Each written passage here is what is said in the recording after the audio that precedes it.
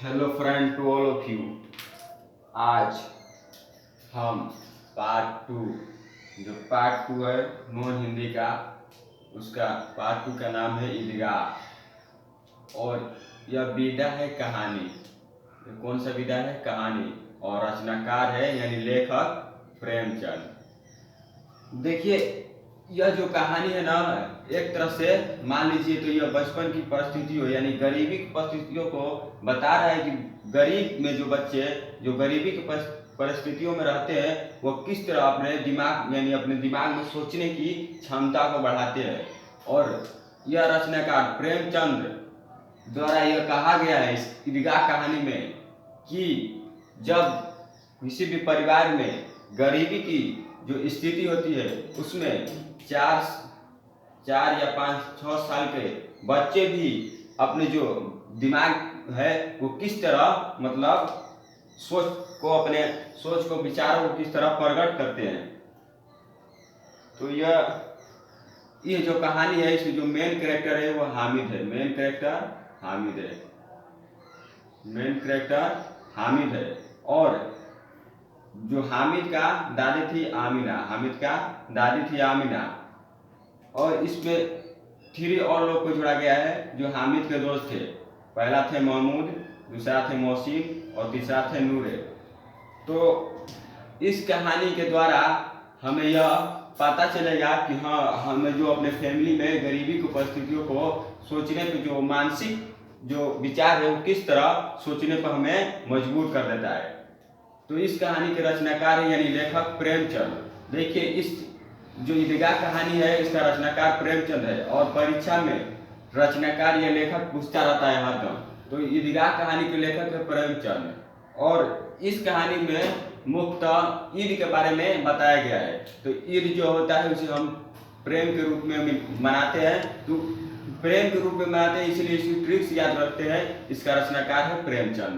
तो इसका जो चैप्टर है 2 उसको हम एक एक लाइन को पढ़कर आपके समझाते हैं। देखिए, पहला में लिखा है रमजान के पूरे 30 रोजे के बाद आज ईद आई है। जब रमजान का 30 रोजा बीत जाता है, 30 रोजा, तो एक दिन ईद आता है। वही बता रहे हैं प्रेमचंद कि रमजान के 30 रोजे के बाद ईद है। ये गांव में कितने हलचल है। ईदगाह जाने की तैयारी हो रही है। लड़के सबसे ज्यादा पसंद है। उनकी जेब में कुएर का धन जो भरा हुआ है। देखिए, लड़के जो है सबसे ज्यादा पसंद है जो उनके जेब में कुएर का धन कहने का मतलब कुएर का धन।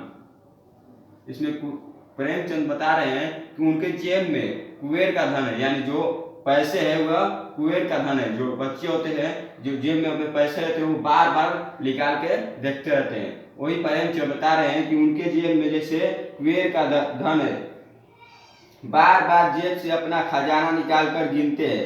जो बच्चे होते हैं बार बार अपने जेब से खजाना निकाल कर गिनते हैं और बोल रहे हैं और खुश होकर अनगिनत चीजें खरीदते हैं खिलौने, मिठाइयाँ भी, गुलगेंद और ना जाने क्या किया। और सबसे ज्यादा प्रश्न है हामिद और सबसे ज्यादा जो खुश है वह है हामिद। देखिए, इस कहानी में हामिद को मेन कैरेक्टर निभाया है और मुख्यतः हामिद के बारे में ही इस कहानी को मेन कैरेक्टर के रूप में निभाया है। और आगे बोलते हैं वह 4-5 साल का गरीब सूरत दुबला पतला लड़का है जिसका बाप गत वर्ष हैजे की भेंट चढ़ गया और मां ना जाने क्यों पीली होती होती एक दिन मर गई। बोल रहे कि वह 4-5 साल का एक बच्चा है। 4-5 साल का एक बच्चा है। वह जो है हामिद 4-5 साल का एक बच्चा है। और इसका जो बाप थे यानी जो जिसे मुस्लिम लोग अब्बा कहते हैं अब्बू, उनके जो अब्बू थे वो हैजे के यानी हैजा जो होता है एक बीमारी है उसमें उस हैजे की बीमारी में मर गए थे। और माँ ना जाने क्यों पीली होती होती एक दिन मर गई। जब बाप के सदमे से माँ जो थी वो पीली होती होती एक दिन मर गई। अब हामिद अपनी बूढ़ी दादी आमिना की गोद में सोता है। जो हामिद की दादी थी बूढ़ी वो आमिना थी, उसके गोद में सोता है और हामिद का पालन पोषण आमिना ही करती है। अभागिन आमिना अपनी कोठरी में बैठी रो रही है। आज ईद का दिन है और उसके घर में दाना नहीं। इस अंधकार और निराशा में वो डूबी जा रही है। जो आमिना थी और जो हामिद था वो बहुत गरीब था, उसके घर में जो खाने के दाना नहीं थी। इस जो सोच में आमिना घर में बैठ कर उदास बैठ कर रो रही थी। और क्योंकि उस दिन ईद का दिन था, हामिद बोल रहे पर इस अंधकार और निराशा को डूबी जा रही थी। हामिद भीतर जाकर दादी से कहता है, तुम डरना नहीं अम्मा, मैं सबसे पहले आऊँगा, बिल्कुल ना डरना। हामिद जाकर आमिना से बोलता है, क्योंकि दादी थी जो मतलब होते हैं ना, वो उनका पालन पोषण की थी, इसलिए वह अम्मा बोला था, अपने दादी को अम्मा बोला था। और आगे बोलता है, आमिना का दिल कचोट रहा है। जो आमिना थी उसका दिल कचोट रहा था, यानी घबरा रही थी वह, उसका दिल घबरा रहा था। गांव के बच्चे अपने अपने बाप के साथ जा रहे हैं, हामिद को कैसे अकेले में जाने दे। जो गांव के बच्चे थे, मोहम्मद थे, मोहसिन थे, नूरे थे, जो हामिद के जो दोस्त थे, वो अपने अपने बाप के साथ जा रहे थे, अपने अपने बाप के साथ जा रहे थे। इस बात को लेकर आमिना बहुत ही चिंतित थी कि हामिद को मैं किसके साथ भेजूँ, कहीं वो खो जाए तो क्या होगा, कहीं वो खो जाए तो क्या होगा। वह थोड़ी थोड़ी दूर पर उसे गोद ले लेगी, लेकिन यहाँ सिवैया कौन पकाएगा। हाँ, आमिना सोच रही है कि अगर मैं चला जाऊंगा तो थोड़ी थोड़ी जब वो चलेगा तो मैं उसे गोद में ले लूंगा, लेकिन यहाँ सेमैया कौन पकाएगी, सेमैया कौन पकाएगी। जो कि ईद के दिन में सेमई पकता है, ईद का दिन जो होता है ना उसमें सेमई पकता है। इस धोबिन, नाइन, मोहतरिन और चूड़िहारिन सभी तो आएगी, कभी सभी तो सिवैया चाहेगी। साल भर का त्यौहार है। जो धोबी होती है, जो चूड़ियानी होती है, वो ईद के दिन सेमैया लेने घर पाती है। इस बात को सोच रही है आमिना, अगर मैं हामिद के साथ चला जाऊंगा तो जो सेमाई कौन पकाएगा, और जब धोबिन और चूड़ियानी जो आएगी उसे सेमैया कौन देगा। आगे प्रेमचंद लिखते हैं, गांव से मेला चला और बच्चे के साथ हामिद भी जा रहा था। और गांव में जो मेला था वो चला गया और बच्चे के साथ हामिद भी जा रहा था। उसके पैरों में तो ऐसे पर लग गए हैं, कभी कभी कोई लड़का कंकड़ी उठाकर आंख पर निशाना लगाता है, माली अंदर से गाल लेता है, हुआ निकलता है। लड़के खूब हंस रहे थे। जो बच्चे होते हैं जो खुशी से मेला देखने जा रहे थे, तो आगे जो था वो पेड़ आम का पेड़ था, मान लीजिए आम का पेड़ था, तो उस पर ढेला मार रहे थे, कंकड़ मार रहे थे, और जो ओढ़ने वाला माली था वो गाली देते निकल रहा था। इस बात को सुनकर जो बच्चे थे वो बहुत ही ज्यादा खुश हो रहे थे। ईदगाह आ गई। अब ईदगाह जो वह आ गई, ईदगाह जो आ गया था, ईदगाह आ गई। इमली के घने वृक्ष की छाया, नीचे पक्का फर्श। इमली का जो घना वृक्ष था उसके छाया, नीचे जो फर्श जो जमीन को कहते हैं फर्श। रोजगारों की पत्तियां एक से पीछे एक दूर तक चली गई है। जो रोजगार होते हैं, 30 रोजा रखते हैं, उसे रोजगार कहते हैं। और आगे बोल रहे हैं, यहाँ कोई धन और पद नहीं देखता, इस्लाम की निगाह में सब बराबर है। लाखों सिर एक साथ सिजदे में झुक जाते हैं, फिर सब एक साथ खड़े हो जाते हैं, एक साथ घुटने के बल बैठे जाते हैं। कई बार यही क्रिया होती है, जैसे बिजली की लाखों बत्तियां एक साल पर दीप हो और एक साथ बुझ गई। जो रोजदार होते हैं, जो नमाजी होते हैं, जो एक साथ सजदा करते हैं, ऐसा लगता है जैसे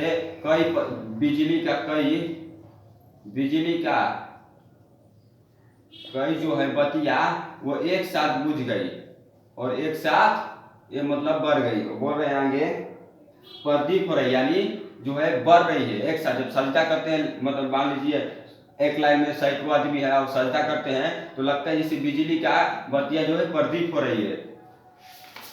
आगे बोल रहे हैं, नमाज खत्म हुई। जो नमाज ईद का था वह खत्म हुई, लोग आपस में गले मिल रहे हैं।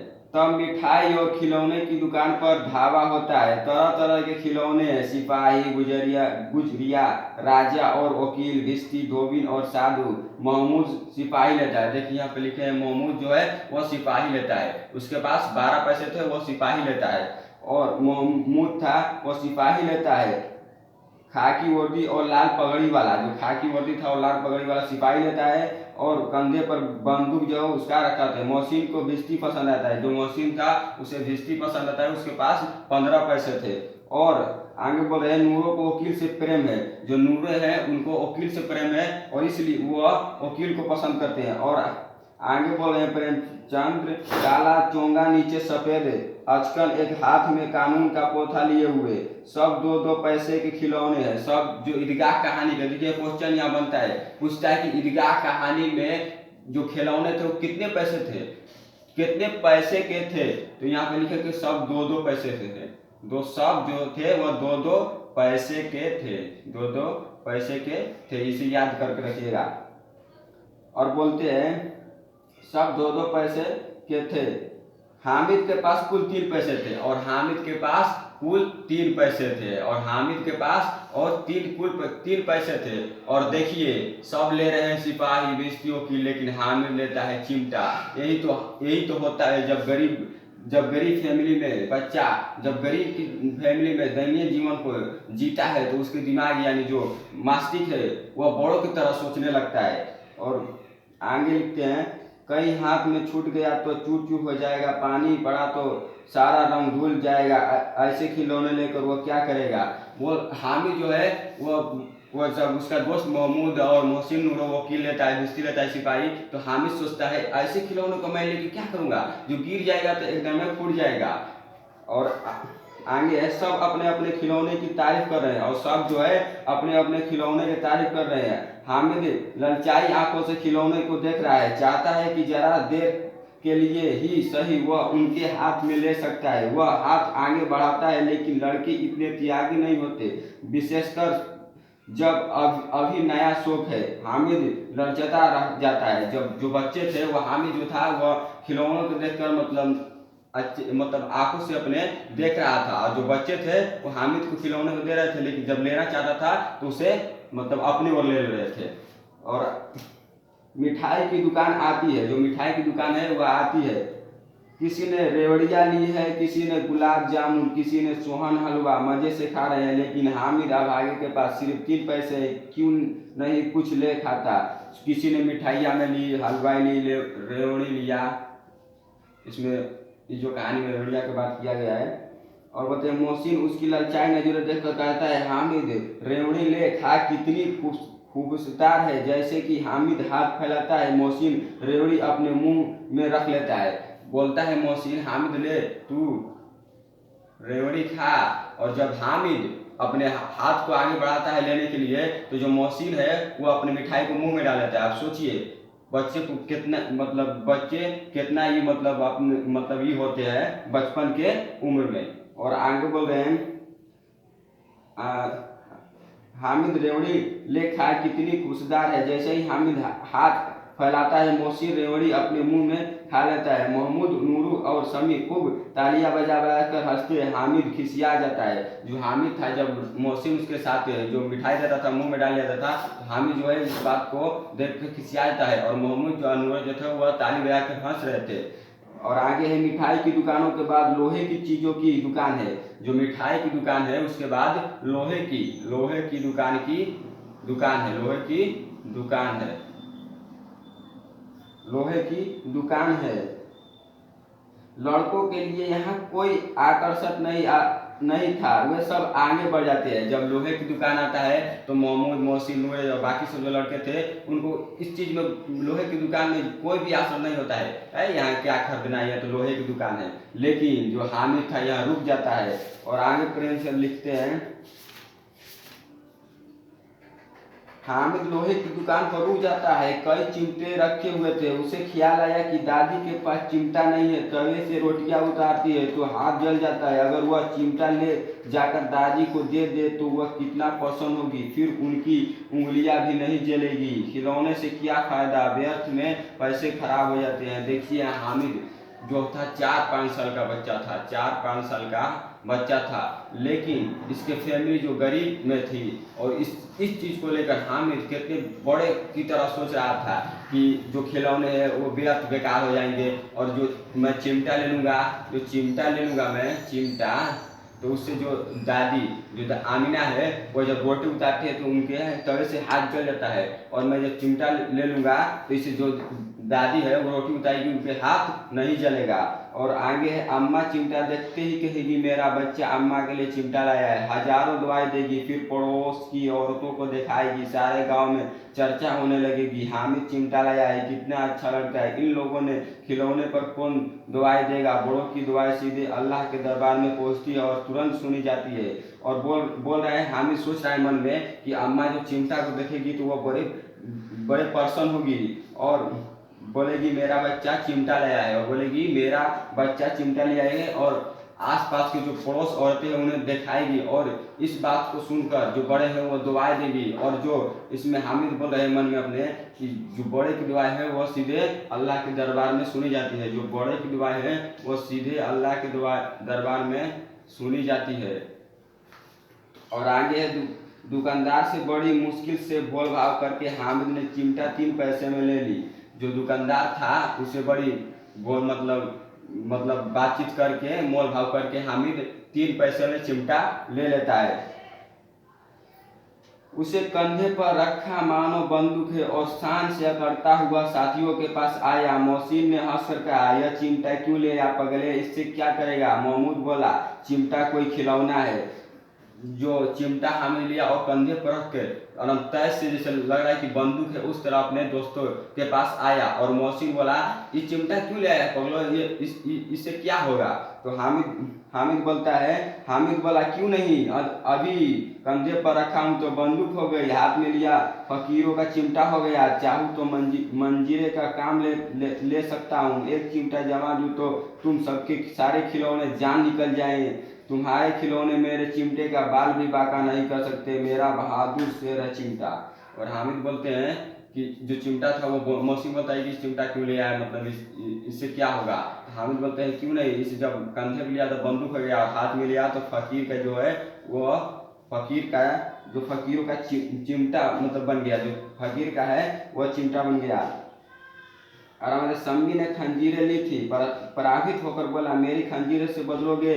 सम्मी जो था वह खंजीरें ली थी, और सम्मी जो था इसमें एक सम्मी को भी बात किया गया है, जो सम्मी था वह खंजीरें लिया था और बोला कि हामिद से आचार्य होकर क्या तुम मेरे खंजीरों से अपना चिमटा बदलोगे।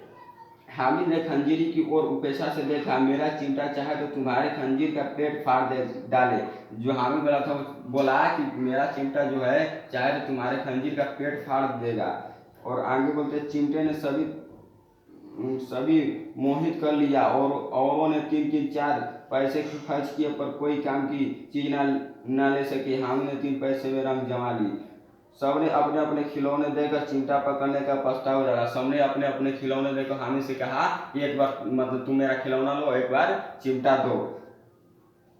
गांव पहुंचकर बच्चों ने अपने अपने खिलौने से खेला, पर थे वह मिट्टी के, कुछ ही देर में टूट फूट गए। अब मियाँ हामिद का हाल सुनिए। आमिना उसकी आवाज़ सुनते ही दौड़ी, गोद में उठाकर प्यार करने लगी। सहसा उसके हाथ में चिमटा देकर वह चौंकी, यह चिमटा कहाँ से लाया। गांव में सब लोग पहुंच गए, अपने अपने जो खिलौने लिए थे उससे खेलने लगे, और ये मिट्टी का था वो टूट गया। और जब आमिना की आवाज़ सुनी, जब हामिद की आवाज़ सुनी तो आमिना दौड़ी अपने घर में से आई और बोली, मैंने मोल लिया है के पैसे में 3 पैसे में। और आमिना बोली, ये चिमटा क्यों ले आया पगले, इसे कितने पैसे में लिया। तो हामिद बोला, मैंने मोल लिया इसे 3 पैसे में, 3 पैसे में। और आगे लिखते हैं, आमिना ने छाती पीट लिया, यह कैसा बेसमझ लड़का है, ना कुछ खाया ना पिया, लाया चिमटा। सारे मेले में तुझे और कोई चीज ना मिली जो यह लोहे का चिमटा उठा लिया। आमिना जो थी छाती पीटने लगी, बोली, यह कैसा लड़का है जो सारे मेले में से चिमटा लाया और जो मेले में तुम्हें खाने पीने की चीज नहीं लगी। और आगे थे, हामिद ने अपराधी भाव से कहा, तुम्हारी उंगलियां तभी फिर जल जाती थी, इसलिए मैंने इसे ले लिया। बुढ़िया का कोर तुरंत सने में बदल गया। यह सने मुख था ठोस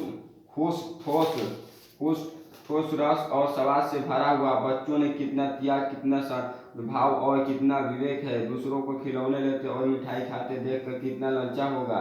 मन इतना जब इससे हुआ कैसे, वहाँ भी इसे अपनी बूढ़ी दादी की याद बनी रही। आमिना का मन गदगद हो गया। आमिना की आंखें भर गई। दामन फैलाकर हामिद को दवाई देती आती थी और आंसुओं सी बड़ी बड़ी बूंदें गिराती जाती थी। हामिद इसका सही क्या समझता। देखिए, जब हामिद चिमटा लेके आता है तो जिसकी दादी आमिना थी वो देखती है तो बोलती कि ये चिमटा क्यों ले आप पगले, इससे तुम मतलब तुम पूरे मेले में तुम्हें चिमटा ही नजर आया और मतलब मिठाई खिलौने नहीं खा सकते। तो हामिद ने बोला चिमटा इसलिए ले आया हूँ तो जब तुम रोटी बनाती हो तवे पर तुम्हारा हाथ जल जाता है। और यह बात सुनकर जो आमिना थी वह उसका क्रोध स्नेह में बदल जाता है और जो आमिना थी, आमिना दादी थी, उसका प्यार स्नेह में बदल जाता है और बोलती है कि यह कैसा मतलब लड़का है, इसे वहाँ भी मेरी याद आती थी, मेरी याद आती थी। और यह बात बोलकर आमिना सोचती है कि यह मतलब लड़का मतलब कैसा है कि मेरे बारे में इतना मेले में भी सोच रहा था। और इस बात को हामिद क्या समझता है, यह तो स्नेह था। और यहीं पर चैप्टर समाप्त होता है। तो इस कहानी से हमें यही सीख मिलता है कि बचपन की परिस्थितियों को देखकर, यानी जो फैमिली में गरीब है वो बचपन में 4 साल या 5 साल के बच्चा भी बड़ों की तरह सोचने लगता है। तो ये चैप्टर यहीं पर समाप्त होता है और अगले वीडियो में हम पार्ट 3 का टॉपिक ले आएंगे। और तब तक यह वीडियो पसंद आया तो लाइक करके और हमारे सब्सक्राइब कर हमारे चैनल में जुड़ जाए। इससे क्या होगा कि सब्सक्राइब करेंगे तो आने वाली हर एक वीडियो का नोटिफिकेशन आप तक पहुंच जाएगा। तब तक के लिए टेक केयर, बाय।